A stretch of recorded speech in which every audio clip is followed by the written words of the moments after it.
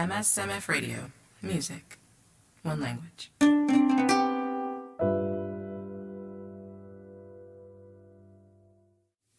Hey everybody, welcome back. This is Carol Jones with MSMF Radio. I am super duper delighted because I'm sitting next to the guys from Bonfire Orchestra. How are you? We're good. How are you? Cool. If I can get everybody just to introduce themselves real quick. Absolutely. Starting here. I'm Wilson Harris, and I play electric guitar. Okay. I'm Michael Thomas. I'm the singer and guitar player. I'm Dayton Cooper, and I'm on percussion. Cool. Seth Parker, and I play bass. Awesome. Well, right off the bat, I want to talk about your name of the band. Yes. How'd y'all come up with that? I think I'm just not very good at coming up with band names. But no, the Bonfire Orchestra. I think it was a combination of things. I think whenever someone picks a band name, you want something that can identify what you're going for, sort of the characteristics of the sound and the content that you're trying to put out. But also because it's 2014, you need something that if people Google it, they won't come up with 19,000 results before they get to you. Right. So the Bonfire Orchestra, I think, was just an orchestra is, I think, defined as any combination of different instruments, coming together. And that sort of Bonfire Orchestra idea was like the backyard, intimate, just gathering. So, you have this incredible congress of sounds. But maybe it's not quite the pit orchestra that maybe people visualize. Right. But eventually, maybe. That would be great. Awesome. Yeah. That's awesome. Gosh, I like you. I like you too. Your radio voice is phenomenal. Well, it's so you. pleasant. Thank you so much. So tell me about where you guys grew up and how that helps you guys find your sound. Well, I think really we come from all over the place, and the same is true musically as far as our influences. But Wilson, where are you from originally? Tate County. Yeah, Awesome. he's from Tate County. Awesome. And my bass player's from Chicago. My drummer rather is from Memphis. So I think we brought a lot of different things that maybe it might not have appeared would mesh really well. But then once we got there and we started kind of laying things on top of each other, it became something that none of us, I think, could have envisioned individually. Cool. So has living and performing in and around Mississippi, has that helped you guys kind of, Oh yeah, it's certainly been an experience. Tell me about that. We've seen every small town and big town for a few hundred miles in every direction. It's fantastic. I feel like every place we play has sort of a personality of its own. If we're doing, a larger city like Houston or Birmingham or New Orleans, or if we're playing the Delta, which we've really come to love, and they've been incredibly accepting of us. Cool. There's just stories on all the people's faces and all the buildings and the roads. It's a phenomenal way to make a living, to drive around and play music for people. I know, that's right. That's so awesome. So you guys are performing a lot, obviously. You just named off at least a handful of cities that you performed in. Yeah, we do almost 200 shows a year. Wow. How do you guys stay, sane? Red Bull. Red Bull. We're a little wired, and we try to sleep when we can. That's so cool. Well, I think a big part is that we love what we do. Yeah. It's a real privilege to be invited in to play for people, and to be able to pay for your groceries and stuff. That's so cool. That way, it's really neat. That's practical, but that's so real. So you guys are very, very successful. But how do you guys define success in terms of your music? Well, I would say we probably all define that differently. Personally, I want to feel creative and energetic about what I'm doing. I want to always be sort of trying out something new, and I always feel like I'm learning things, especially because I have an incredible band, an incredible set of musicians. So I feel like I'm always learning things. I'm just trying to keep pace with those guys. But I feel like, from a quote-unquote business perspective, you want to be connecting with the most people possible, and you want to, and personally, you just want to feel energetic about that every day. But I'm sure for the other guys, there's some individual fingerprint version of that for each of them. Anybody else want to jump in about how you guys define success? Or Success. Really, it's just staying in the moment. Yeah. As much as we play, we have to be able to stay in the moment. Absolutely. Well, that's you know, important. You can't see it as the fourth show that week. You got to see it as the show. Look at this opportunity. Yeah, and inhabit the moment. How'd you guys find each other? Fate. I love it. Yeah. And I guess, bums tend to congregate. But, yeah, that's what we are. We're professional bums. I love But, professional bums. no, I think the drummer and I, Dayton, we met 3-ish years ago now. Just happenstance. I was playing a show. We both played with other bands in the past. I think maybe individually we hadn't really gotten the traction we were looking for. We met, and drummers are hard to find. So we got together and played for a little while, and we spent the first year, 18 months, just kind of getting to know each other and honing the sound. And playing, coffee shops and people's houses and that sort of thing, which was a fantastic experience because I think so many bands get together in a garage and they just, if in doubt, turn it up. Yeah. And we were in these situations where if we weren't good, it was crystal clear. Yeah. Everyone could hear it. You could see their face 5 feet away. And I think it taught us to really get the craft right. And then the size came later. And as we had some success, we were opening for a couple larger acts, including the Abbott Brothers, who we're big fans of out of Carolina. They're fantastic. And we needed a bigger sound, so we started looking to fill out the rest of the ranks. And we met our bass player, Seth. He was warming himself by a barrel fire in Birmingham, Alabama, under a bridge. And we asked him if he wanted to get in our van, and he said yes. That's such a cool Yeah, story. He and I had a moment earlier because he looks just like Opie from Sons of Anarchy. Oh. Like He's never literally gotten that before. dropped a tear. I was like, "Oh, you're back." He's like that with the personality of, I don't know, like Barney Rubble. I love it. I love it so much. My But, goodness. Yeah. No, but anyway, and then we met Wilson. Several years ago, we'd been playing a show, and Wilson was playing with another group, and we were doing the same show. We met. Stolen. Well, no, that was several years ago, and then we didn't see each other again for like 3 years, and then he came to one of our shows one night and sat in, and it clicked. I love it. I've been very lucky in that way that it seems like maybe the stars kind of align sometimes as far as the definitely. lineup. That's so cool. I want to talk about some of your music because this morning I know I told you earlier. I listened to Twice on Sunday. Like I played it and I was like, okay, I'm gonna play that again, and it was like 12 times before I knew it. What inspired that song? Girls seem to be rather fond of that song, which is fantastic. We're very happy about that. Cool. I feel like with our music, and I feel like with any music, maybe some, as a writer, I think everyone has their modus operandi for how they craft a song or put it together. For me, it's almost always a feeling that I'm trying to describe. So it's not necessarily, as far as the songs in general go, it's not necessarily about a certain situation and a certain person. It's a feeling or a culmination of experience that builds into that. That one was about a particular girl, but in general, I think it's transcended that, and I think that's wonderful because people will come up and tell you what a song meant to them, or people have asked us to play it at their wedding and that kind of thing. So it's sort of become bigger than whatever that original feeling I had, and that's I think as much as I could have hoped for. That's the thing I liked about it the most, and I love how you explain that because you hear Twice on Sunday. Okay, obviously your mind goes to that obvious place, but then it's like it means the lyrics. It means so much more than just the obvious. I hope so. Well, I mean, that song in particular is about the sort of sweetness of story, but that struggle that maybe gets glossed over. And I personally think that the struggle is the most important part of every story. It's what makes it worth it. Amen to that.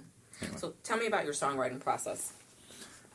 Usually they come right out. I'll have an idea, I'll sit down, and normally I'll have a line or a melody, but if I have any starting point, I can just start pulling the thread, and then it's all there. But I mean, really, it's the speed of thought most of the time, just trying to get it down. Several years ago, I heard someone say, you write with your head, you rewrite with your heart. Pretty. Then after you've got something down, you can go and kind of maneuver it, and I think especially for us, what I've learned is after I've played it in front of people, you can kind of gauge reactions and feelings, and it's difficult sometimes not to accidentally try to craft I don't want to say a pop element, but you want it to be accessible for people, but you still want it to be a signature. Something that's specifically yours. So I feel like after the first few times we play a song, it starts to kind of coalesce into what it really is and takes on an identity. So do you guys write all together, or is there like a designated person? Musically, we write all together. I what it's been typically, and I hope that changes going forward into the next record, but what it's been typically is I'll write a song, I'll have a basic concept, and then we will build on to that. But very slowly, even what I do will sort of start to change and bleed into what they've created, and it becomes a thing into itself. Cool. Now, how do you stay sharp? How do you stay fresh with your songwriting? I hope I do. Yeah. It's that's a tough question, and I've wrestled with that, and I suppose every songwriter does. For me, I write what I feel. And I know occasionally, it's very easy when one person's doing all that writing, for there to be certain stylistic hallmarks, things that show up over and over again, and I don't think that's a bad thing necessarily, but you do want to evolve and grow and change and become something different than what you were. So for me, my influences obviously have a lot to do with that. If I start listening to me, it's not that I'll come up with something that reminds me of what I've listened to. It just pushes my head to a different place. Or maybe I'll get a spark. I'll go, ooh, that's an interesting beat. And then eventually when we try to play something, it comes nothing like what I was listening to. Right. But just getting kind of pushed around, that and experience. Just being on the road, meeting people, seeing things. As long as you're kind of flooding yourself with new concepts, I think some people like to stay in their bubble. Right. I'm anti-bubble. Anti-bubble. Yeah, if I feel comfortable, that makes me very uncomfortable, and I've got to do something else. Tell me about Mr. Darcy. Okay, it's an interesting question. It's like you listen to the album. Well, I'm a fan. No, but I have you're to prepare. so prepared. It's intimidating. Don't be intimidated. Let me sit a little closer. It's very difficult to talk about your own work in a way that's meaningful. Especially for me, because I think whatever it means to me, I don't want to force that meaning on the listener. I want them to have, so it is very specific to me, but I want them to be able to project who they are, their experience, etc. onto it. Mr. Darcy, the only thing I can say about that is the last album, The Well and the Water, is an exploration of basically two things. It's a juxtaposition of fairy tale expectations versus real world experience. And virtually every song falls into some mode of that. And there are moments when it's kind of playful, but I'm sort of old school. I come from a time when an album was a complete work, like a novel. And there are chapters in the novel. It's all a story moving towards a certain place, and I hope the album does that. So for me, Mr. Darcy, I was once... I was reading a guy's writing about Pride and Prejudice, Jane Austen, and he was given a copy from a girl that he was interested in, and in the front cover she wrote, "Within these pages lies the keys to a woman's heart." And he said, unfortunately, through the first chapter, said heart was hopelessly boring. Nobody dies. Nothing explodes. And he just couldn't stick with it. Right. But he took the novel and he put it on his bookshelf. So then whenever girls would come over, they'd go, "Oh, you have Pride and Prejudice." And he'd go, yeah, I do. And I think Mr. Darcy is that idea. It's... I haven't played that song in a little while, but there's a line that is effectively... I don't really know what I'm doing. I'm hoping to just kind of appear to know what I'm doing until we figure this out together. You have to paint this big romantic picture, and everything's got to be sort of epic and star-crossed. And in reality, it is something more clumsy than that. But that's where I find the beauty in things that are maybe overdone sometimes. Your average love story, Twice on Sunday, is the same way. It's about the little idiosyncrasies, the things in a person that can drive you mad are the things that, I think... Stay with you and teach you how to love them honestly. Instead of just what you want them to be or what you expect them to be. What they really are, if you're able to stick with it. Those are the things that matter long term. Gosh, I like you. Did I say that already? Thank you. I appreciate that. Is there a song that you've written that you're most proud of? I'm a boy, so the new toy is always my favorite. There's a song I think we'll play today. It's called "The Girl I See," and it's kind of the newest complete piece that I'm really proud of. I love Twice on Sunday. There's a song called "Ever After" off that last record that means a lot to me. I don't know. I love them all, and I try to inhabit the little world of that story 4 minutes at a time for every song. But Wow. That's beautiful. Well, there is a pile of instruments outside of our door here. So I want to talk about what instruments that you guys all play, like the whole shebang. sure, let someone talk who's not me. I guess I play guitar mostly, but I play some piano too. Next time we record a record, I'll probably do some piano parts. And so will Dayton. Dayton plays some keyboards. I love that. Everyone, Keys every now and then. everyone in the band is a multi-instrumentalist. It's something that I'm really proud of. I love it. So potentially, I think that keeps us from getting bogged down in what we were talking about before. The way I play rhythm guitar is, I have limitations. I have boundaries for what my skill set can do.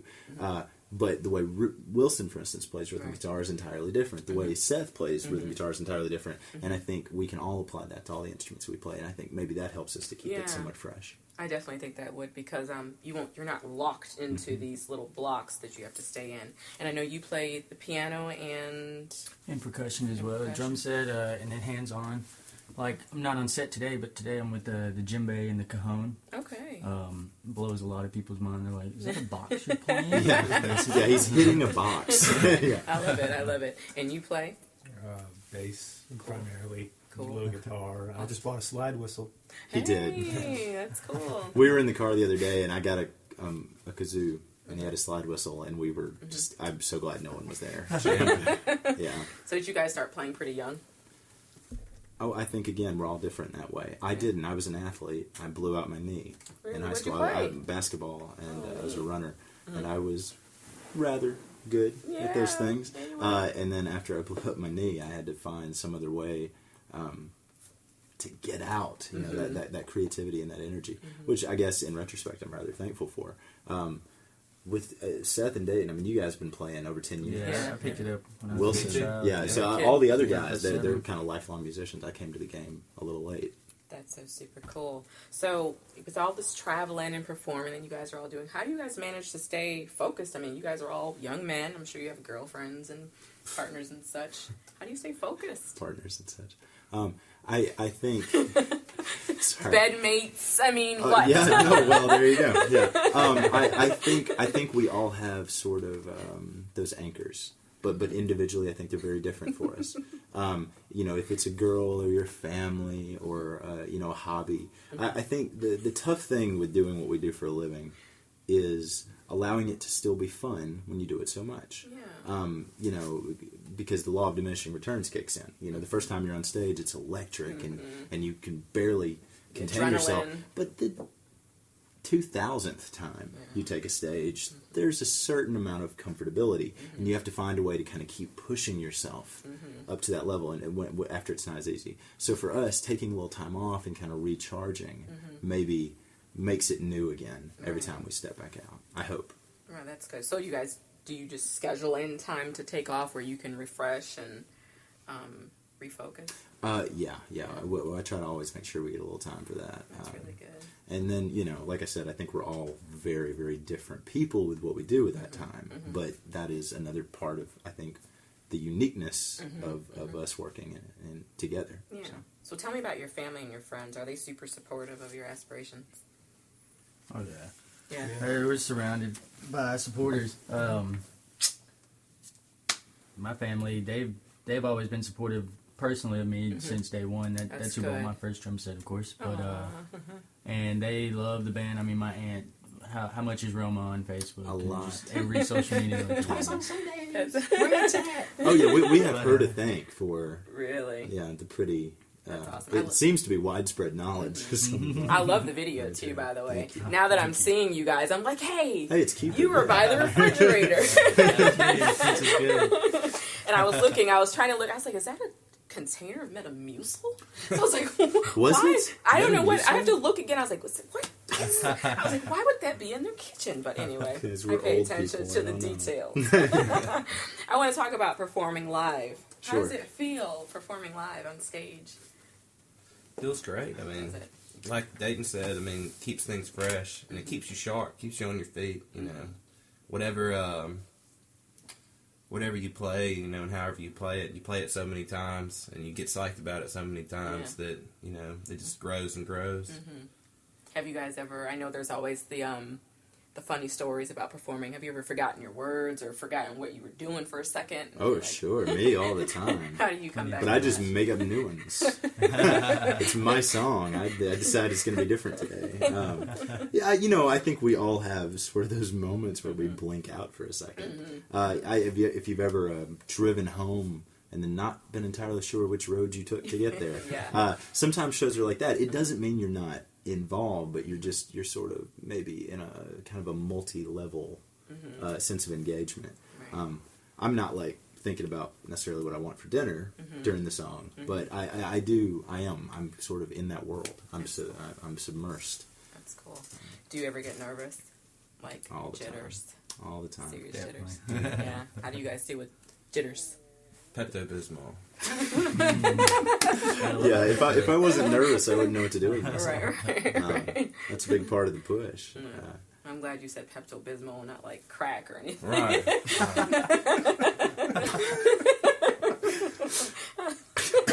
I have no idea what to do with that. We're not exactly that kind of band. Yeah. Good. So how Well, much do you- yet. Well, You can do our behind the music. Yeah, behind the music. Yeah, what was really going on. So how much do you guys spend how much time do you guys spend practicing? Should we tell them the truth? 0. Staying on the road a lot. Almost none at all. Kinda... We play 4 or 5 shows a week, so we That's kind of play practice. together a lot. Yeah. I mean, it's Dayton and I. We've been together so long. I mean, in our sleep, you know, we make the same random choices about kind of stops and little things. It's a little odd, honestly. It's like a marriage. Simpatico. Yeah, it's like a marriage. But I was going to say, and I feel like we have that relationship in general. When we really kind of bear down to record this next record, I think we will pull back from the road a little bit, sit down, and kind of take a look at the orchestrations and see kind of what do we want to present, because that's a different ballgame entirely than showing up and playing live. A recording and live, it's worlds apart. So I think we'll take some time and really kind of plot that out a little more. But still, I hope retaining the spontaneity and the energy that makes the live sets. Right. So what they are, you know. But I don't know. We probably should practice more. Well, I don't mean to insinuate that if you're listening and you're in a band, you shouldn't practice. We've been doing this for a long time. But, well, I like that. I think don't change a thing. But that okay. goes into my next question.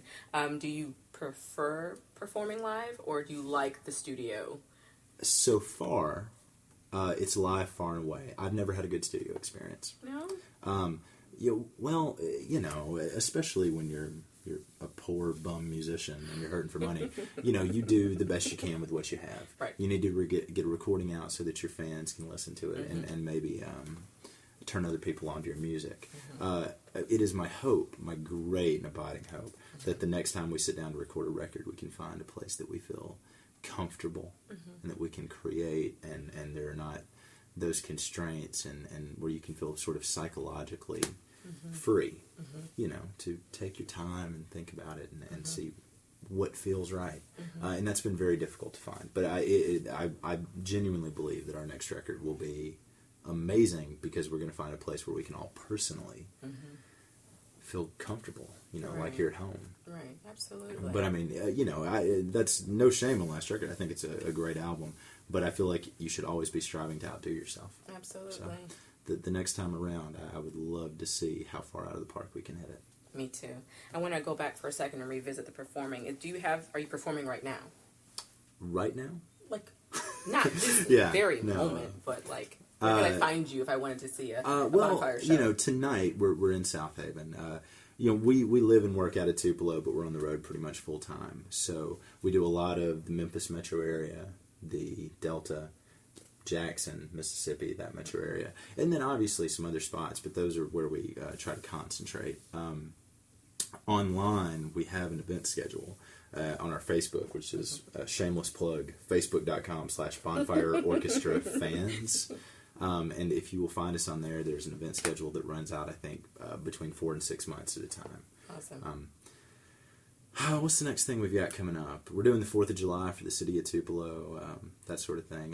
We got a couple more festival events coming up this year. But so yeah, you do a lot of festivals. I love that during the spring, playing outside. I speak for myself. I don't know if the other guys feel You this guys way, like playing outside? but I love it. Love the I was a grunge kid. I was in elementary school wearing flannel. Really? And Like I was Kurt a Pearl. Cobain? Well, I was a Pearl Jam guy, so more Eddie Vedder. But and I like Kurt and stuff. But so really, secretly in my heart, what I want is some big outside stage, and maybe it's kind of raining, and I can climb this thing. I mean, that's in my heart. Yeah, What's really going on? That's awesome. But yeah, I love playing outside, and this is festival season, so you get to do that a lot. I know a lot of festivals are coming up. So let's talk about, I know you said that you haven't quite had a positive or a happy recording session. The ones that you've had, how did you prepare to get the most out of those sessions? Well, and that's the thing, is going into record is such an extension of trust, because it's your baby. You know, it's this thing that you've spent so much time crafting and making all that you believe it can be, and then you're handing it to a stranger. And saying, please take care of it the way I would, and asking them to even elaborate, to do things that maybe wouldn't have even occurred to you in the production phase. So, I think we went in as prepared as we could be as musicians and performers. And don't get me wrong, I'm very pleased with what we came up with. But there was a prevailing sense of just constraint at every turn, whether it was just what was possible with the technology available, or I think certainly not to assign anything but positive feelings toward everyone who's been involved in our music ever, of course. but just a lack of connection with what it is we do. It's an intimacy. Yeah, an intimacy. Well, because I think every band is so different, in the stories they're telling, or you want it to be. You don't want to get, we're genre bending as a band. They call us folk rock. What that really means is we play whatever it is we play at a given time, and I'm a storyteller. Right. But everything we do, I want to be pushing those boundaries. I don't want it to be, and that's blues, and that's rock, because I think there's enough of that out there. I want to be making something I can't hear on the radio already. That's right. Speaking of the radio already, are there any musicians that inspire you? Who do you... Guess? Any musicians? The bass player was just in his own world. Any That's musicians okay. who inspire Inspire you? you. Seth Parker, the bass player? Yeah, I really like Frank Zappa. Okay. And a lot of punk. A lot of punk? Any bands in particular you want to... Ramones, Dead Kennedys. Okay. Fresh stuff. Tool. How about you? Chad Smith on drum with the Chili Peppers. I've always loved him. Dave Matthews. That's who I really first started listening to when I started playing. Probably just because I had an awesome drum set. Yeah. But then once I started to understand it, Carter Beauford is phenomenal. Cool, One of my favorite drummers. Just such an artist when he's not just getting up there and banging away, but he's actually getting up there and telling a story with his drums. You just watch him play and it's unreal. It's unreal. But those are probably my two favorite. Now it's kind of changed. Now I'm Kings of Leon, I love them. Lumineers, Avery Brothers. Hey. We could do this all day. Yeah, we could. How about you? I'm a huge Bob Dylan fan, and I like Prince a lot too. I'd say Bob Dylan as a singer songwriter, and Prince as a songwriter and a guitar player, and basically Prince does everything. He can It's play phenomenal every musician. instrument to the top of its. It's great. I like different guitar players like Billy Corgan from Smashing Pumpkins. Yeah. Oh yeah. He's just a really great guitar player, but he's so different. Yeah, he plays so different than what you'd expect. He's such a cool guy. Yeah, it seems like it, yeah. Yeah. So you guys gave me a pretty big, long list. So are these people, currently on your playlist? Like, if I stroll through your phone right now, who's on your playlist? Well, I think the recurring feature of our band, I mentioned our influences, our background, everything is so different, and I think you can probably tell when you listen to that laundry list of people, from Tool to Prince. Yeah. That's a big...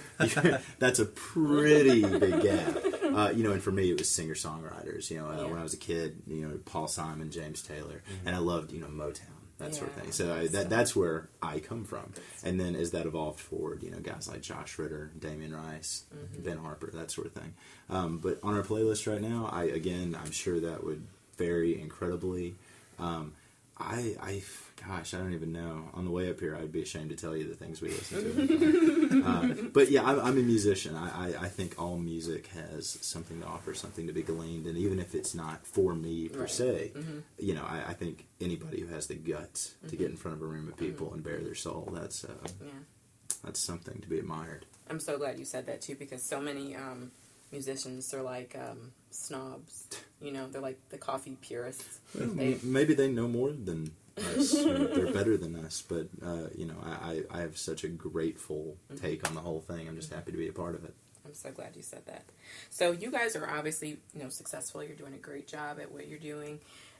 Tell me about the end game. Like, what are you striving to achieve? Is it?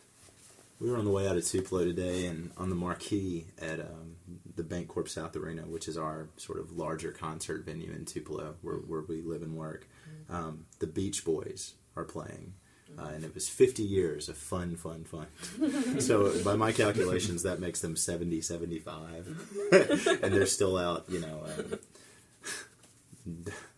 I can't imagine doing it that long. I don't know. I feel like music is phenomenal, but I don't ever want to be doing it just because I have to pay the bills or that sort of thing.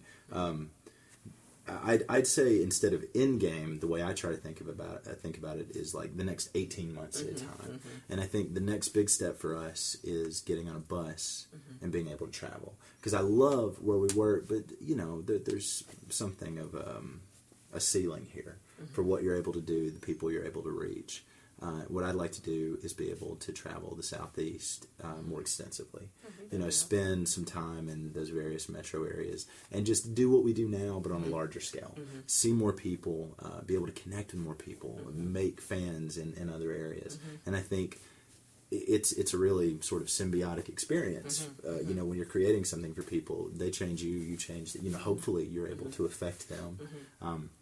So I think, in the way I see it, I would like to be able to give us a larger platform to do what we do. I think that'd be really satisfying. Do you guys feel the same? Agree? Yeah, absolutely. Definitely. I love that. So how do you guys stay motivated in the midst of all this traveling and writing? I mentioned the Red Bull, right? The Red Bull. Pepto-Bismol. Pepto-Bismol. Yeah, those work in Congress sometimes as well. I don't know. I think, again, it's very different for all of us. There's no daily TED Talks or anything. No, not exactly. I think we have found a balance, and with any four guys who spend as much time together as we do, it's like it's brothers in a house. You love each other. Anybody else picks on your brother, you're going to be on them. But you very well might toss them off the house or something. So for us, it's about finding that balance between being there for each other, constantly appreciating the various personalities you're surrounded by, but giving each other the space that you need to kind of grow and just have the ability to breathe. And finding that balance is, I think, what helps us to stay sharp, as you put it earlier. Yeah, and I love that you said growth. Do you feel like when you look at your products that you have out now and some of your earlier pieces, absolutely, do you feel like you've shown growth? When I was in kindergarten, they had us put our hands in paint and then make your handprints on a piece of paper, and they'd send it home to your parents. And I found those one day when I was in middle school, and I was pretty amazed by that. It gives you sort of a childish sense of things move on. When I look back at the work that we did a couple years ago, I'm still proud of it. But I feel that we've grown. I feel so much has happened. We've been molded by our experience and the things we've chosen to do, and the people in our lives. And I think you can see that. Hopefully everything we do is this mosaic of experience and the things that we've been through. Awesome. I have one final question for you all. Why do you want to be a featured artist on MF Radio? Who wouldn't? Amen. Yeah, no, we were very excited to come out. My lead guitar player, Wilson, I think knew you guys from some work in the past, and he speaks incredibly highly of the entire situation here. And I Mr. can say Peter Whittam over you guys here. have been so receptive and lovely to us since we've been here. Thank you so much. I know we can kind of be in the way in these narrow not at corridors, so all. thank you for being so patient Not with at us. all. You guys have been wonderful. Well, we're so glad that you came out, and I know you guys are going to play for us. So we're super excited. We're going to have a couple performances by Bonfire Orchestra, and first they're going to perform Girl I See.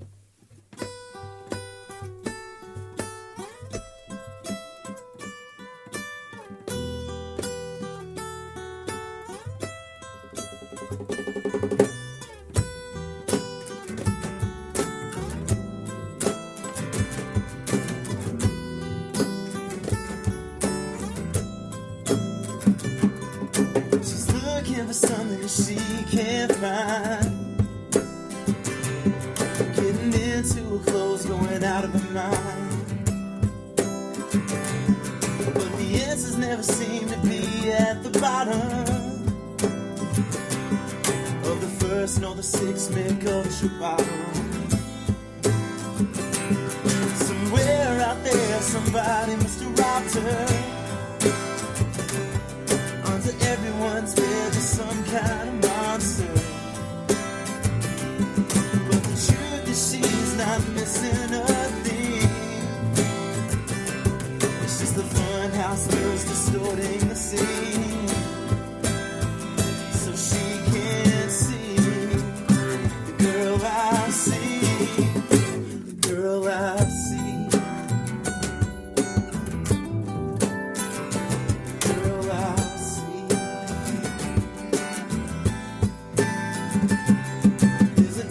In a voice like I've never heard. The sun going down on the bravest bird. The woods at night are full of terrible things. Though a song grows quiet, she still sings. She still sings to me. Why can't she see the girl I see? The girl I see.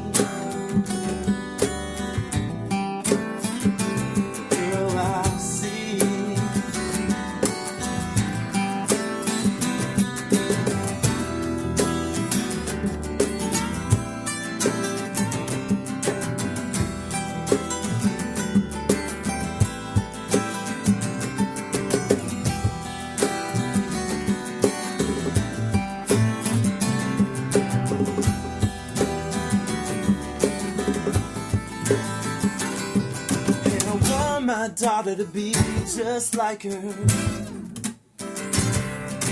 addicted to the truth, quick to call out a liar. She's counting the cost and never once flinching, making me a better narrator to tell our story. That's the girl I see, the girl I see, the girl I see.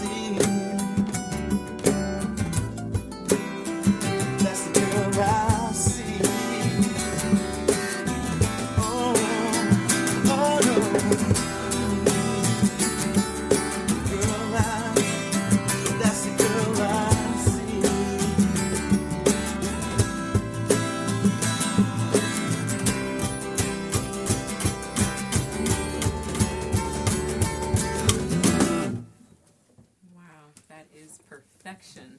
That is so awesome. So pretty.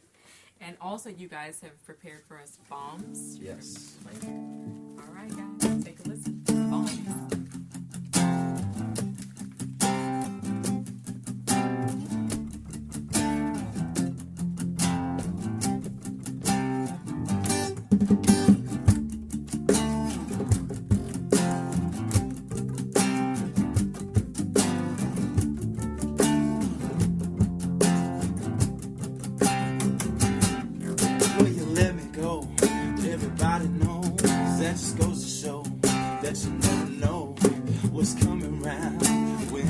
Down and you hear the sound of the bombs dropping,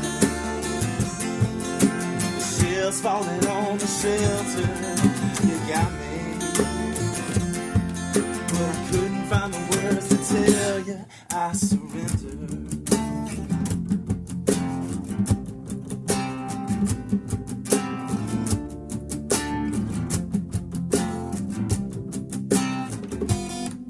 Got a megaphone, but it's not to know the batteries are gone. It's just as well, you know me, but you fail to see, might as well be the bombs dropping. The shells falling on the shelter, you got me. But I couldn't find the words to tell you I surrender. Oh, I surrender. Oh no.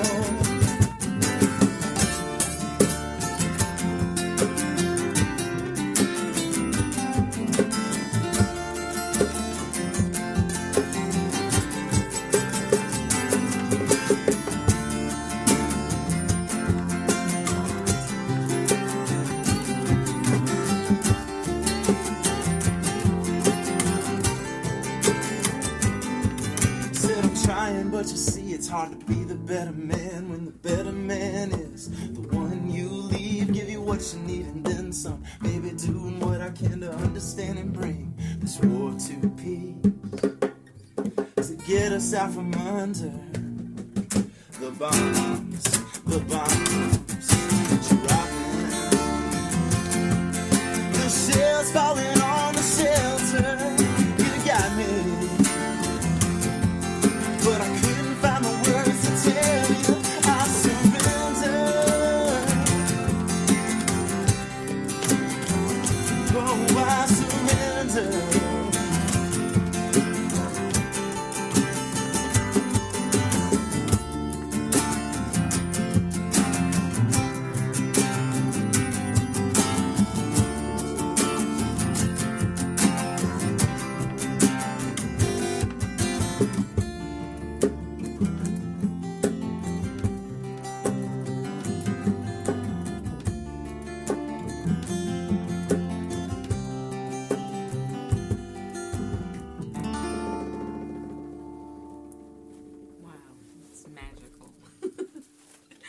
And you guys are also going to play one of my favorites, Twice on Sunday. Absolutely.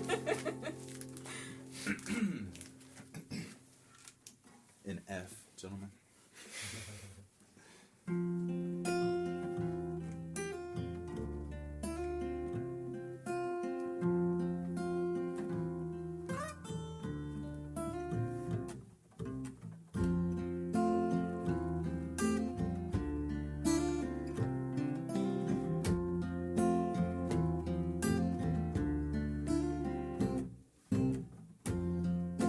Baby, I'm trying to hold on, trying so hard not to let go.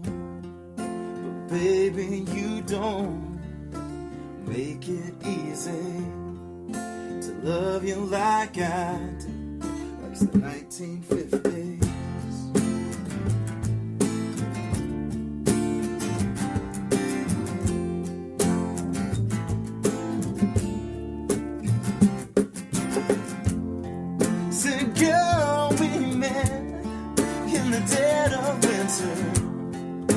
Both precautious, and I remember learning how to laugh again. But till now I never did tell just what you meant to me.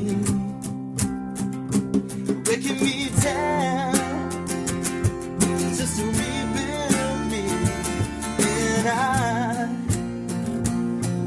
take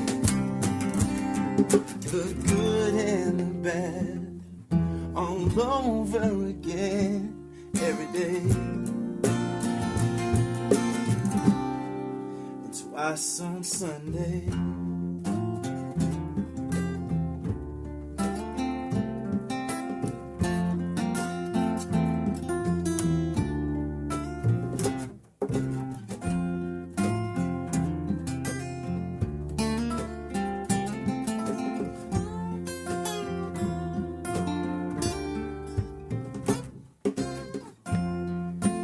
Well, some days we do argue over this and that, but if only we knew how good we've got it, because I've seen how it looks on the other side, and we're damn lucky.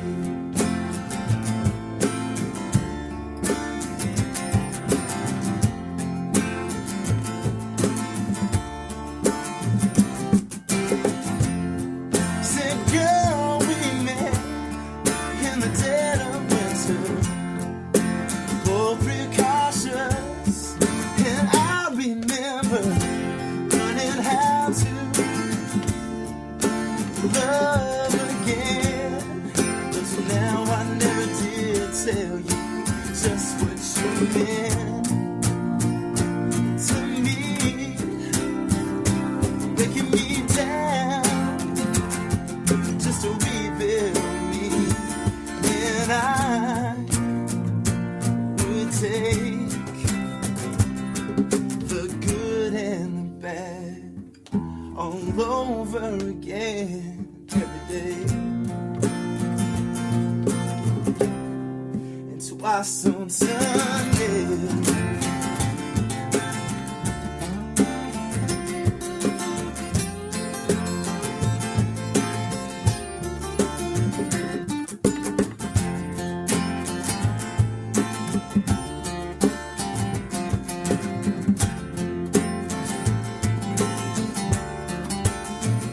And what you meant to me, breaking me down just to rebuild me, and I would take the good and the bad all over again every day, and twice on Sunday.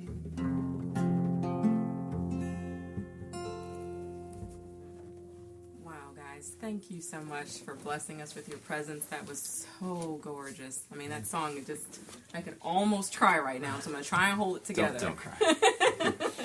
But thanks so much for coming in, guys. We've enjoyed getting to know you and hearing your stories. Thank you to our fans for tuning in. MSMF Radio.